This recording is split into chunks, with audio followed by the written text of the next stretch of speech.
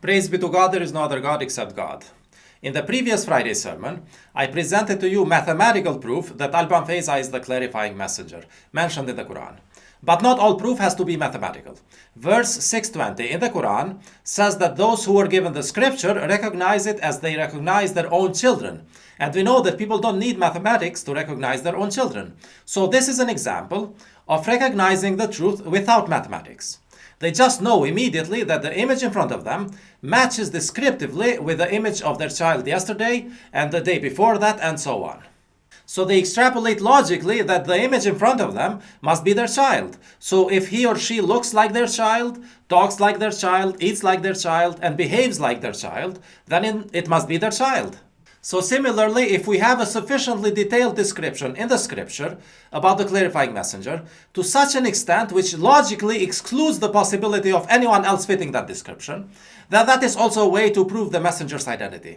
But it has to exclude the possibility that anyone else could also fit that description. Now, in the Quran, the clarifying messenger is predicted in Surah 44, verses 10 through 13, which inform us that the clarifying messenger comes just before the sky brings a clear smoke. This cannot be Muhammad or Rashad Khalifa, because no smoke came from above the sky during their time or immediately after their time. And also they themselves did not claim to be the clarifying messenger. Muhammad claimed to be the last prophet, while Rashad claimed to be the messenger of the covenant. So there must be a messenger who is the clarifying messenger sometime between now and the end of the world, which comes in 2280, which I prove in another video. But in this period of about 280 years, there must be a messenger who is the clarifying messenger. And Alban Fejza claims to be that clarifying messenger. But how do we know that it's him? Well, let's find out logically. Statistically, we can estimate that there will be around 100 billion people from now until the end of the world. And from those 100 billion people, how can we know that it's exactly Alban? To find that out, I'm going to use descriptive criteria in the Quran, which will gradually narrow the possibilities from 100 billion people down to Alban exactly. So from now until the end of the world, there will be around 100 billion people. From these 100 billion people, 50 billion are women and 50 billion are men. A messenger is from among the men, according to the Quran. So from the 50 billion men. And Alban is from the group who qualifies.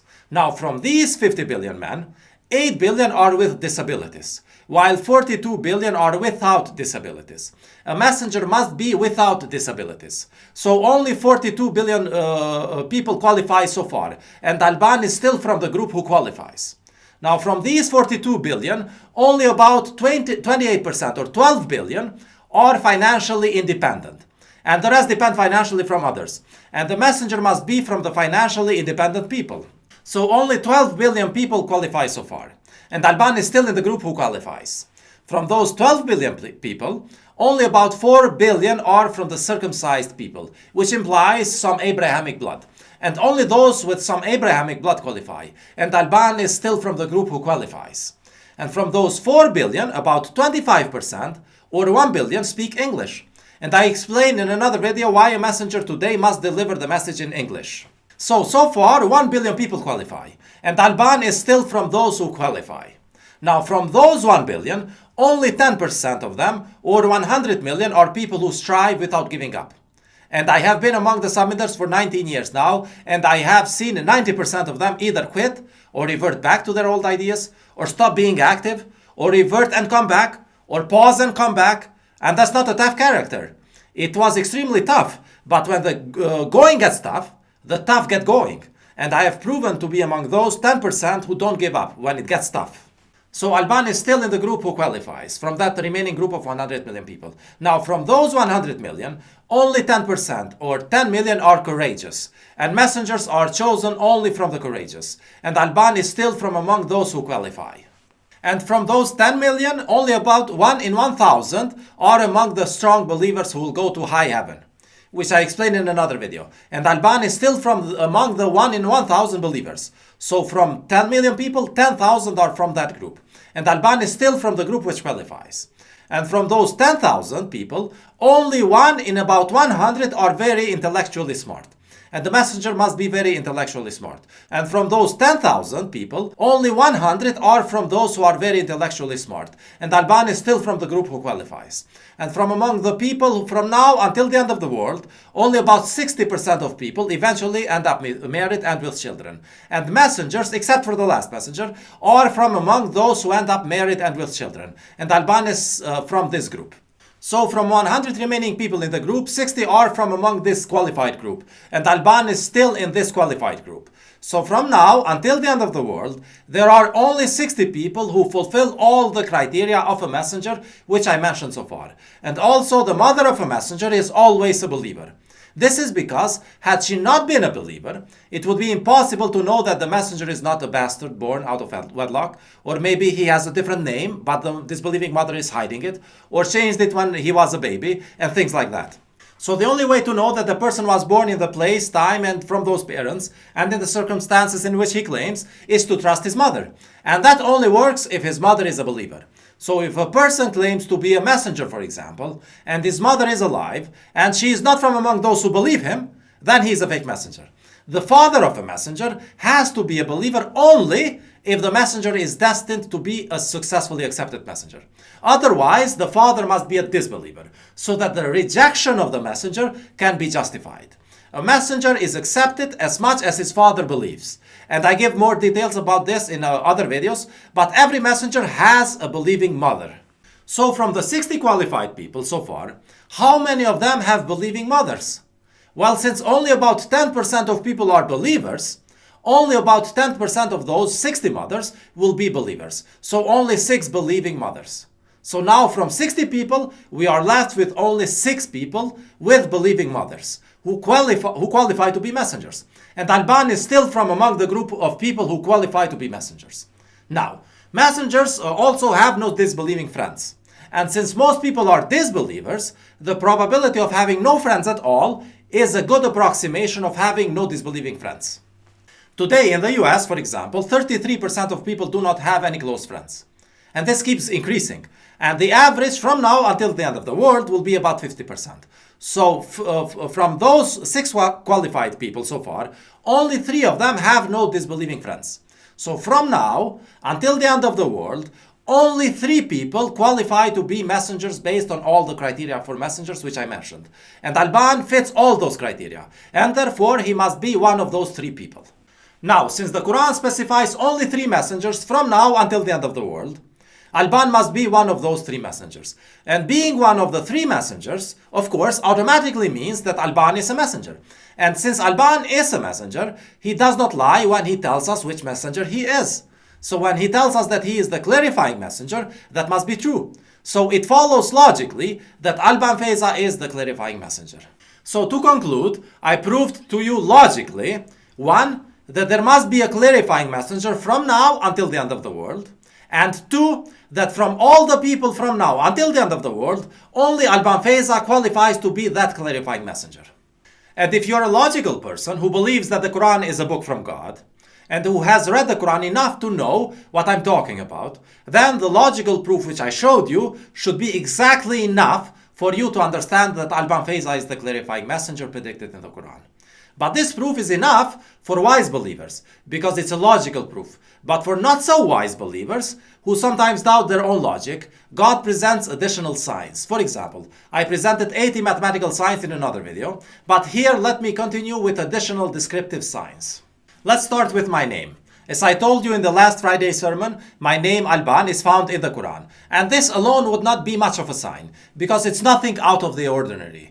If we consider the fact that traditionally the Muslims throughout all of the Muslim world named their children using a word from the Quran.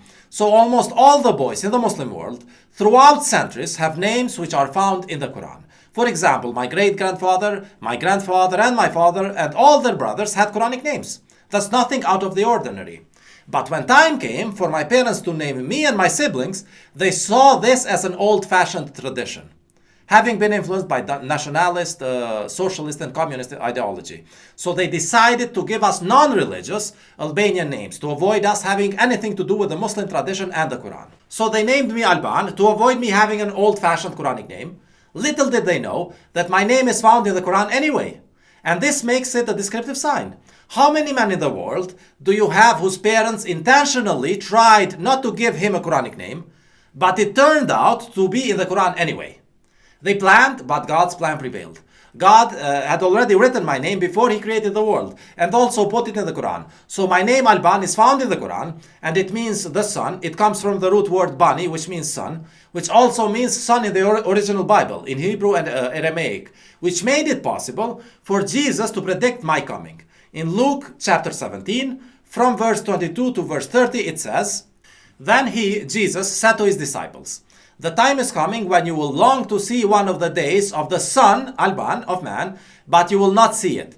People will tell you, there he is, or here he is. Do not go running off after them. For the Son, Alban, of man, is in his day will be like the lightning, which flashes and lights up the sky from one end to the other.'" This means that when I speak, you don't have to come to me. The whole world can watch me at once through internet, which works through optical cables, through which light passes from one end of the world to the other end in less than a second, like the lightning passes from one end of the sky to the other end. And from all the existing messengers, I am the first messenger ever to whom this applies. There has never been a messenger whom could be watched and heard by the whole world as soon as he published something. So from all the messengers until now, this statement identifies me because I'm the only one who can be seen and heard simultaneously by the whole world. Then Jesus continues, "But first he must suffer many things and be rejected by this generation." And the Quran confirms this in verse 44:14, which tells us that the clarifying messenger will first be rejected. And do you remember how I told you that the Quran mentions only Noah and Alban as clarifying warners who are rejected by the whole world? Here now how Jesus says the same thing. He continues, "Just as it was in the days of Noah, so also will it be in the days of the Son of Man, Alban. People were eating, drinking, marrying, and being given in marriage, up to the day when Noah entered the ark. Then the flood came and destroyed them all. In our case, the smoke will come and hurt them all. It will be, of course, a much softer version of events compared to those of Noah, because disbelievers of today are much less extreme in their disbelief, just like I am less extreme in my belief compared to Noah. So everything is softer this time, much softer, but the logic is the same." Then Jesus continues, "It will be just like this on the day the Son, Alban of Man, is revealed. On that day, no one who is on the housetop with possessions inside should go down to get them." That's because people order things online today. Likewise, no one in the field should go back for anything. That's because we have restaurants and we don't go back home from work for lunch like in the past. In the past, during the midday heat, they would go back home from the field, eat and rest, and then in the late afternoon, they would go back to finish some work. But not today. People are stuck all day at work. So Jesus described our times and predicted the coming of the Son, Alban by name. And I know that Jesus sometimes called himself the Son of Man in other portions of the Gospel. But in this portion, he is speaking about the future. And it speaks about Alban, the Son, regardless if it is also speaking about Jesus or not. Because as you know, many verses in the Bible and the Quran mean many things with the same sentences. So these are some of the additional biblical descriptive signs which fit Alban. And there are more descriptive signs from the Quran. For example, verse 44:14 says that the people ignored the clarifying messenger by calling him knowledgeable and crazy. And this Quranic prediction has now been fulfilled in many ways. But let me tell you the official way.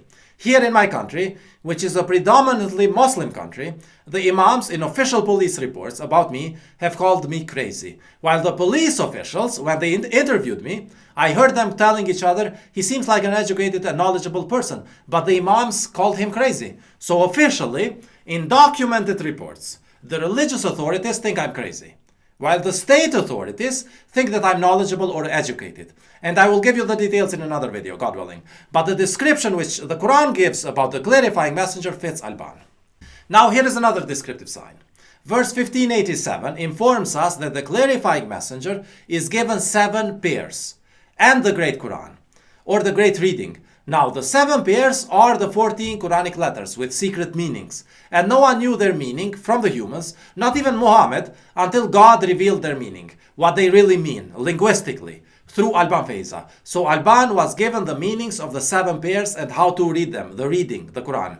And also Alban is one of the translators of the Quran, which is evidence that he was given the Quran. There are millions of people who are given the Quran, by the way, but only the translators or the ancient scribes who have evidence for it. And this is descriptive evidence that the verse 1587 fits descriptively with Alban Fejza. And then the verses continue to tell the clarifying messenger not to be jealous of the couples, which can imply that he was single when he was given the 7 pairs. And Alban at the age of 38 is still single, but not jealous of those who are already married, because God has prepared better than that for Alban.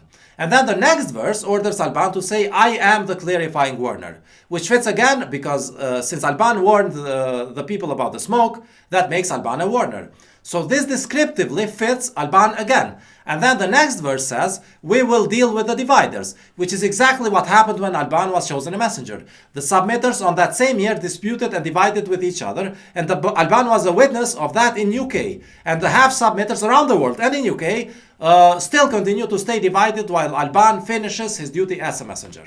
Now another descriptive sign. In verse 75:19, God promised Muhammad that after the delivery of the Quran, we will explain it.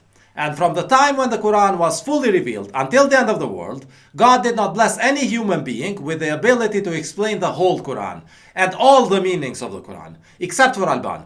And I have issued this challenge for many years. And if anyone wants to test it, here is what they have to do. Choose one of the biggest scholars of the Quran from anywhere in the world and let him compete against me publicly. I will ask him 3 questions in public, to which I have previously written the answer, but I have not told anyone yet. And he may also ask me any 3 questions, the hardest or from the deepest knowledge he has found, which he has not written, which he has written the answer to, but he has not told anyone yet. And then we will leave each other for 3 days.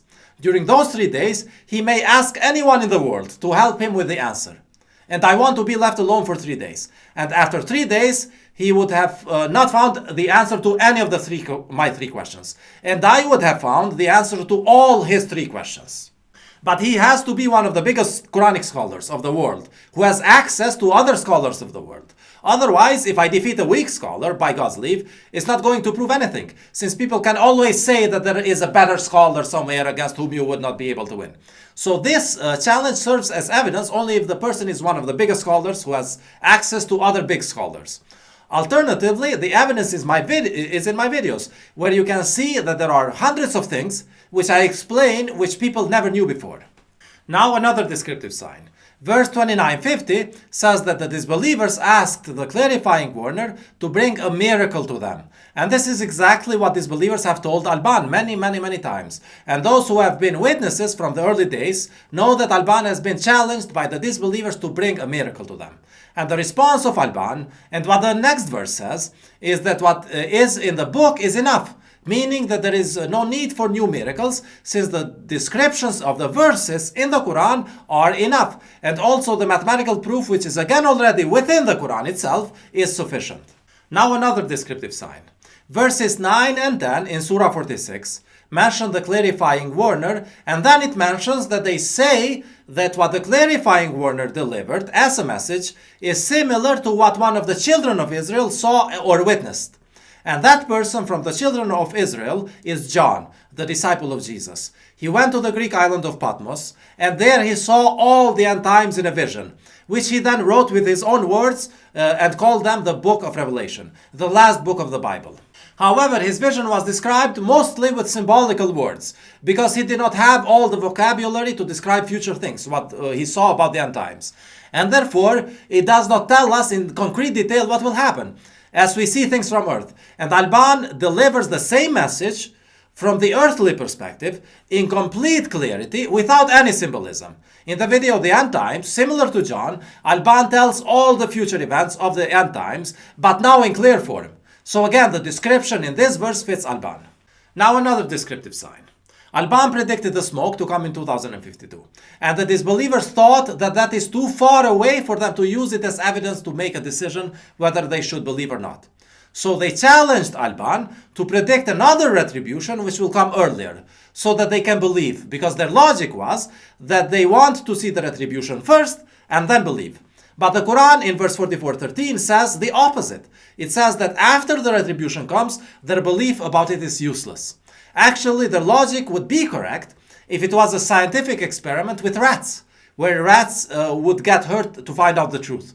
But scientific experiments where humans get hurt to find out the truth are not allowed by scientific ethical standards. So what the disbelievers asked was to do an unethical scientific experiment with humans.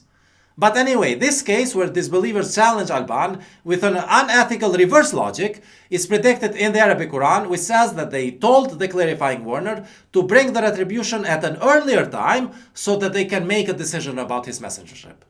This is described in the Arabic Quran in Surah 22 verses 47 through 49, and the description there fits exactly what happened to Alban. And these are the main descriptive signs which describe specifically the clarifying messenger. But there are hundreds of other signs which fit all messengers, including Alban Fejza. Now, someone might say, just because those descriptions fit you, that doesn't mean that it's you. In theory, they might also fit someone else.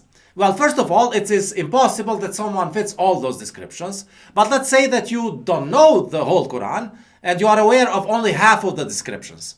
And in that case, it is possible for someone to fit half of those descriptions, which you are aware of.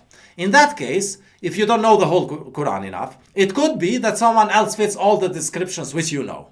In that case, how do we know that someone is not just pretending to be a messenger, taking advantage of the fact that he fits half of those descriptions, while we also know only half of those descriptions, because we don't know the Quran well enough?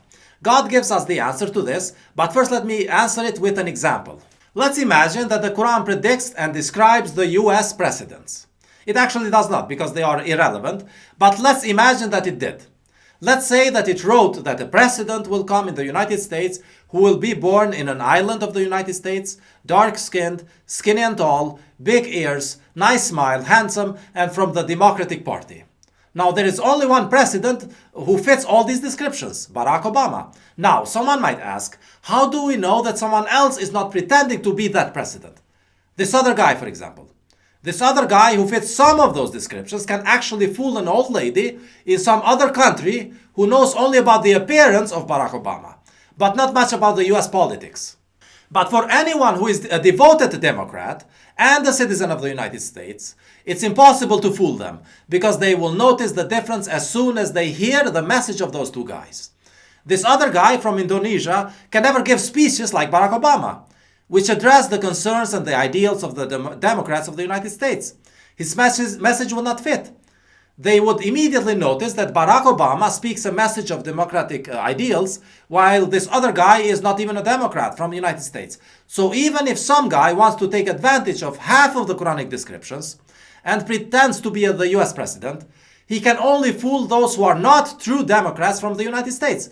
But the true devoted Democrats from the United States will be able to distinguish them based on the message which they preach. And this is what the Quran says in verse 775. It tells us that the disbelievers asked the believers, how do you know that Salih is truly sent by God? They said, the message which he brought has made us believe. And this is the ultimate proof of messengership. Ultimately, this is what it comes down to. The believers are able to recognize the truth in the message, while the disbelievers will not recognize it and find it strange. Similarly, a true Democrat would recognize and agree with what Obama said, but people who are not true Democrats might not recognize it. And as you can see, it comes down to which party you belong to when the messenger is sent. Are you with the party of the believers, of the truthful and the sincere? Or are you with the party of the liars and the manipulators and the greedy for power? And the Quran goes even further in explaining this. It says that the believers are members of one family. Now again, with the example of Barack Obama, that look-alike guy who looks like Barack Obama can fool someone else on the other side of the world, but he can never fool Barack Obama's family. They know how he behaves, they have stories which they share together, and that other imposter can never know the stories of Barack and his family. What they did one day when they were playing in the backyard, for example. So you cannot fool Barack Obama's family about who Barack Obama is. And you cannot fool a messenger's true family, which are the believers, about who the messenger is. They cannot be fooled because they have common stories, common struggles. It's what they were looking for. And most importantly, an ultimate common goal, to worship God alone and make it to heaven together.